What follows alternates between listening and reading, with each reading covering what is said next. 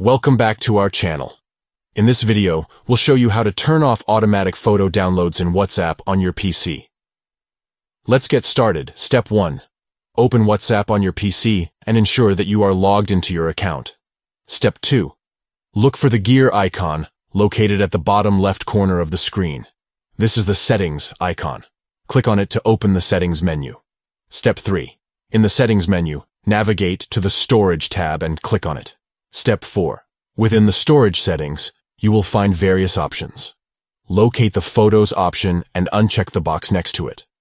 This will disable automatic photo downloads in WhatsApp on your PC. And there you have it. You have successfully turned off automatic photo downloads in WhatsApp on your PC. By disabling this feature, you can choose which photos to download manually, saving storage space and ensuring privacy. Remember, you can always change this setting back whenever you want. That's it for this tutorial. We hope you found it helpful. If you have any questions, feel free to leave them in the comments below. Don't forget to like this video and subscribe to our channel for more useful tutorials like this. Thanks for watching.